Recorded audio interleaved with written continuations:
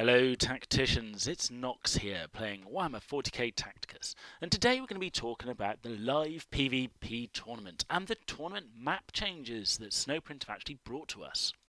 The maps on the right have been taken from Reddit, and as we go through we'll be showing them as each change is discussed.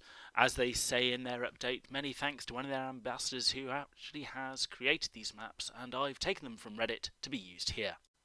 Snowprint are actually taking metrics of how we play the games in order to change the maps to give a better play experience. Now, I personally think this is a fantastic idea and one I hope that they continue with. But without further ado, let's dive in and see what the changes actually are. The first is Bridge. It's fine. No changes needed here. Next, Calderas and Armory were not so fine. So, to make the tournament experience better, they've actually removed these maps from this iteration. River Crossing and Verdun were not bad on paper, with pretty good balance between the first and second mover and a decent number of turns acquired. At least those are the numbers, but not in perception, which was definitely mixed. We've removed them from the power-up mode for this session, but they think they got a plan and they're going to be introducing it in the future. Fenris didn't have any major differences between players who went first and second, and the number of turns it took to end the fight was pretty average as well, but we noticed there was a trend with certain kinds of fights around the left-hand side of the armour buff that did show a first mover advantage, and so they've added razor wire to the hex with the buff. So if I were you, if you see them on that hex, hit them hard, hit them fast, and take them down. Chosen had a huge advantage for the person who went second, as only 40% of their match winners went first. So they've redesigned the map. They've added razor wire to the armour power-up on the left, moved tall grass towards player 1, changed armour power-up to the right, and rotated rightmost bridge towards the bottom, and raised the central hex and the bridges by 1. Quite a big change, so we're going to be interested to see how that actually turns out. Valhalla had an advantage for the first turn players, and so they made some tweaks there. They've raised player 2 hexes, swapped the health and armour power-ups, added razor wire to the hits power-up, and minor changes to the terrain around the hits power-up. And again, quite a number of changes there, so you may want to be careful if you're grabbing those power-ups and make sure you're in a good position to take advantage of them. Alpine was a pretty balanced map. We added some tall grass in order to impact how long the fights go, but their motto is short and snappy, so the tall grass has gone and not been added because they want these fights to be quick and not for us to be on our phones forever. Hammerhead needed a major overhaul. 65% of the players who went first were winners. They didn't like that at all. Summit was unbalanced as a hammerhead and still not great. They extended the trench to encompass the whole bottom part of the map, added razor wire and a health power-up, and they added tall grass. As you can see, these two have been changed quite a lot, so when you're on them, make sure you know what you're letting yourself in for and how you should position yourself to best advantage in your new layout. Ledge was too good for the player going second, and so they've moved razor wires from the bottom to the top, lowered the top left hex, raised a few hexes in the bottom half and swapped the health and melee. So again, a large difference here, so don't be too comfortable if you're going second. Player 1 will have a bit of more of an advantage, or at least more than they did have. Choke point wasn't bad, but it's still a little too biased in favour of the second mover. They moved the health power up just a little bit closer to the centre, I guess for a better fight. Basin had a strong first mover advantage, so again we've got some tweaks. They increased the height of the top part, added razor wire to the health power up, and added 2 more blockers in the bottom half.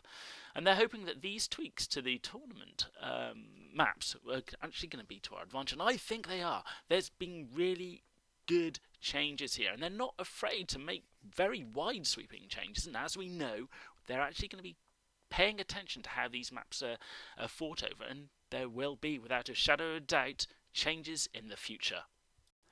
Hopefully with these changes more people will be more eager to go into the tournament, because I know I have certainly read a fair few people who say this is the least favourite part of their game. I don't understand why, with Warhammer 40k being a very competitive game, having a live PvP section does seem to make a lot of sense, and I personally think the changes to these maps is a very good thing, and something that I'll hope draw those people who are saying it's not very good back in to give it another go. However, you're obviously wanting to see me have a go. So without further ado, let us go in and see how well I do. Now I'm using my same team as normal, so I've got Aleph Null, Archimatos, Calendis, Janezar and Rayvas. Rayvas, some people are still being surprised by this character. Do not go close to him if he's there and he's just spawned his 2 shield drones. He will tear you apart.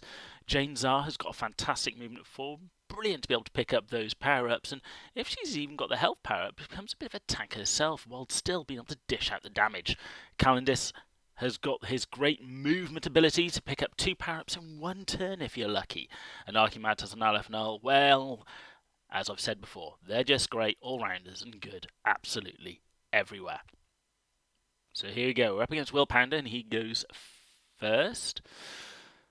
I'm going to be hoping to pick up the melee hits power up with Janezar. Should be able to reach it. 1, 2, 3, 4. Yeah, and move Calendis down probably onto. He won't be able to get to the shield unless they move close enough. And I'm facing up against Marnius Calgon. Must not get close. And also Rayvas. Do not get close.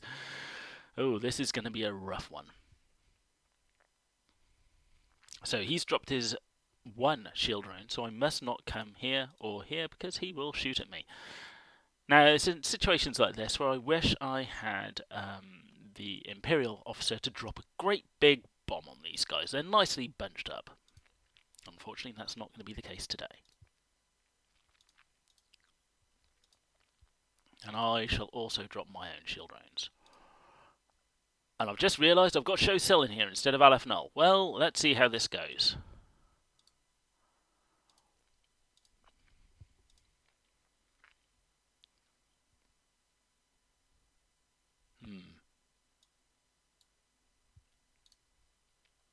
I'm eating into my other allotted time, so I will just go forward onto the grass to get a bit of protection, and I'll move forward. Hide behind Rayvas. So I shall leave it there. Actually, can I shoot anyone? I can shoot him. Probably not the best, but hey-ho. Because they can now go forward and shoot. But he probably would have moved forward anyway.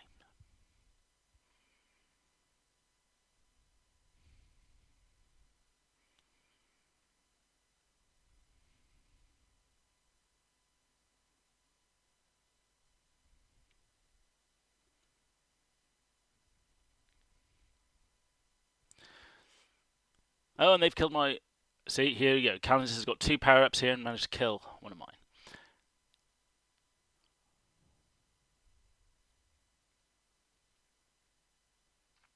So I'm going to be moving Janezar down and using the...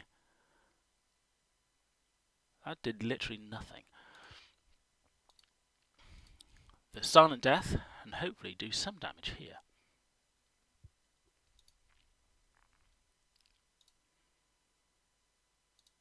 Let's take some health off him first. Now I don't know how this is go. Will this trigger his... It doesn't, and down he goes. Let's shoot into Marnius, and let's make him... Oh, he's dead. Now, I don't know if I'll be summoning 2 or 3. Let's go for it anyway. Nice.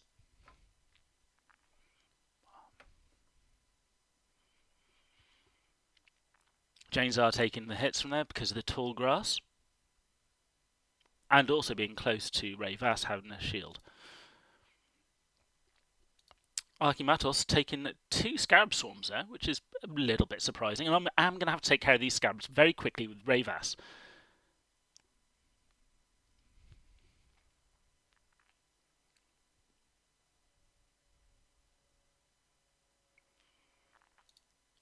So let's get rid of this Scarab Swarm over here. They're the furthest away, and Jane will be able to get rid of this second one here. Left unchecked, those Scarab Swarms will cause a lot of issues. Now I'm going to move Archimatos... Actually, let's move him to where he can hit Yarek. Not the best choice. Should have stayed close.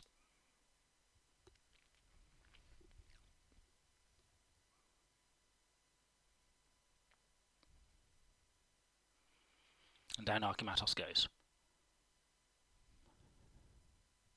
Now, if I was him, I'd retreat Aleph Null here and heal up. But with 2 sniper drones out, Might be an issue. There's the heal. And bear in mind, Aleph can heal up their Ravas. And down goes Aleph. So that healing didn't actually do anything in the grand scheme of things. I'm going to take care of his Yarrick, take care of that guy, and summon another sniper drone to shoot at him. He has got a lot of health and will be quite tough to kill. However, with my 3 remaining characters, with my summons, I think this one has been all wrapped up.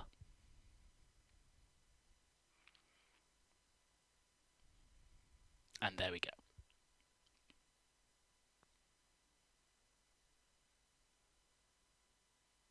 So a slight mistake there. I took in Show Cell instead of Aleph Null, but it did work out to my favour.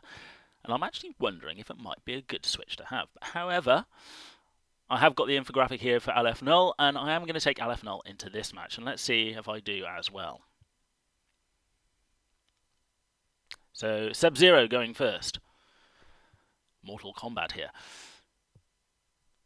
So we've got a few things to worry about at the moment. They've got a Show Cell. They'll probably not in range to put their marker light on me, the Seeker missile.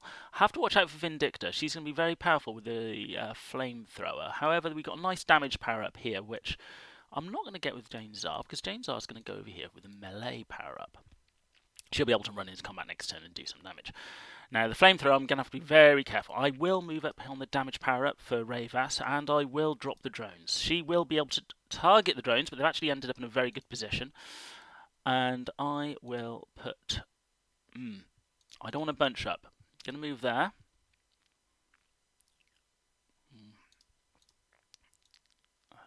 Push Archimatos behind Ravas for a bit of protection. Now, where am I going to move Aleph Null? I think I'm going to move... Let's... Choices. There we go. Eating up my time there. Now, it's going to be interesting to see what they do. They have actually got the melee hits power up, so that's only in close combat. Now, I imagine they're going to take down Calendis here. No, they're targeting Jane Zar. Interesting that the sniper drone started so far away. Now, I've had this happen before. Jane Zar can actually quite happily take care of a couple of bloodletters around her. She's not too worried because of it. And this is what I mean. Do not go close to Ravas. And I win. As I said, never go close to Ravas if they drop the shield drones. He will ruin your day. And I was saying about Jane Zar, I've had it a number of times when Archimatos will summon bloodletters around her, and she always survives. She's got an ability with the mask, which is... let's go and have a look. Jane Zar's Terror's Lament. Now, I've got it at level 24, but in Uncommon it will be dropped down. And it actually reduces the amount of damage and the number of hits in melee. So, whilst the bloodletters are a very good unit, don't drop them on Jane Zar. She will just tear them apart in her next turn. With her Silent Death, and she'll still be alive. It is something I've seen a lot of people do, and I'm glad they do, because, as I said, I take full advantage of it. So we'll go in for a third, shall we? See if we can make 3 times lucky. Again, we're going in with Aleph Null. And this time I go first. This is Bondo. Good luck, Bondo. And on this map, where should we get? Well, as I've said before, Jane Zar with a defensive power-up is actually really good. She's not so scared about charging into things, and we'll put the health power-up for Aleph Null because the heal is a massive advantage, and move Calendis close behind, just in case they try to summon in front and behind. Now, we have a tougher decision over here. I think I'll just move straight up, and whilst I don't really want to... Here's a damage power-up. I'm going to leave that. It might cost me the game, but let's see. I don't think they can get to it this turn.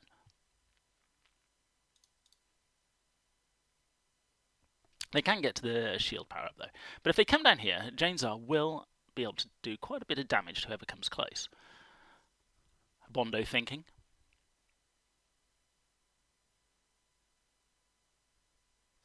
Interesting. Archimatos here has got first among traitors. Ah, he's buffed, but how is he buffed? Must be to do with Abaddon the Despoiler. Not a character I've seen very often in the battlefield. Moving forward tentatively. Being very cautious of Jane's Eye, who's got a great big target overhead from the Seeker missile.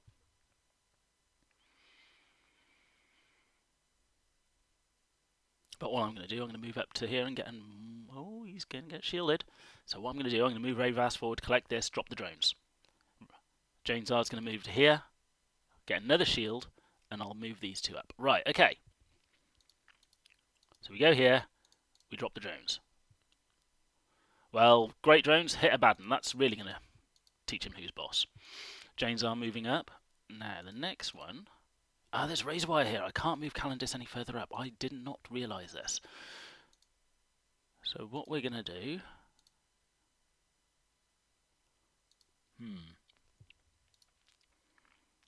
We're going to hide in the bushes.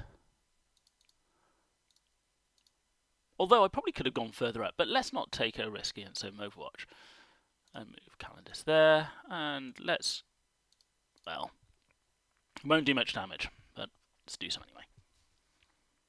Now, I imagine there's going to be a lot of punishment given to Jane's Eye here. We'll have summons around here. Calendis will shoot. Showsill will shoot. Let's see how well she stacks up. There's the summons. I don't think she's going to survive this.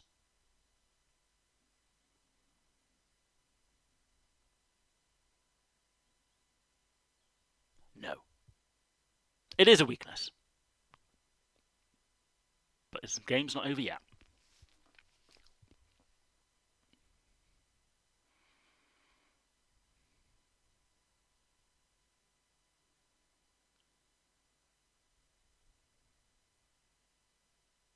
He's running out of time. My turn. Yep. Shame I didn't target there. Right, so what can I do here? Not much.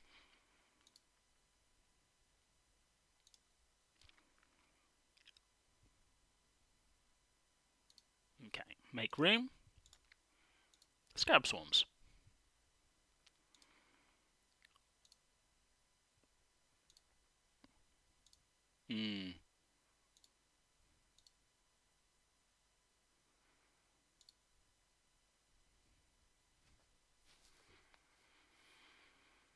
Now, I am in a bad situation here. I lost Jane's Arm, main damage dealer, but I'm doing fairly well on the rest of it. That was a big hit on Aleph Null. Now, I may have to consider healing up, but with the Scarab Swarms there, I may not have to worry too much. Volk probably do his AoE. No, he targeted Archimatos and suppressed him. And Abaddon is just going to hit things and heal just a tad. So this is where the Scarab Swarms... I've now got 4 Scarab Swarms. I've got to keep everyone alive. I shall kill Abaddon. Sorry, guys. He is Abaddon after all.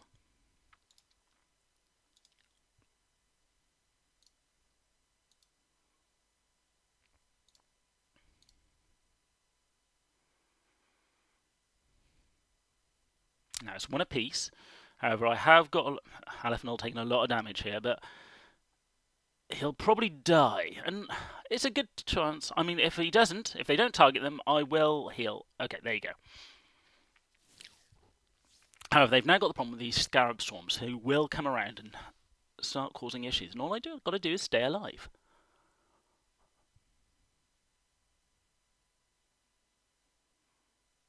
Scarab Swarms doing what Scarab Swarms do best.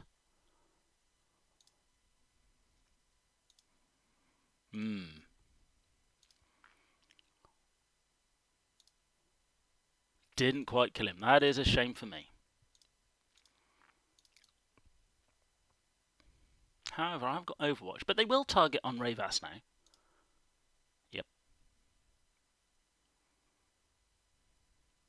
But these Scarab Swarms left unchecked, he has to kill one. He's not going to kill 2, but you should really kill this one.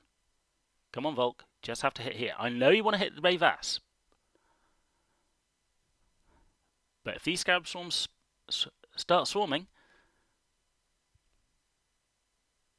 there's no way back. And that's the danger of Aleph Null. Never leave LFNL unchecked with those Scarab Swarms. They have to be priority number one. And that's what I use Janezar and Ray Vass for, to actually destroy those Scarab Swarms when they appear. Over LFNL. Forget LFNL. That's not the threat. The Swarms are. So, I've had 3 games. I'm going to collect some rewards. How are you guys getting on in this? Are you doing any better than I am? Are you getting the rewards? Have you enjoyed the changes that they've made? Please like, comment, and subscribe. And I'll be seeing you on the battlefield.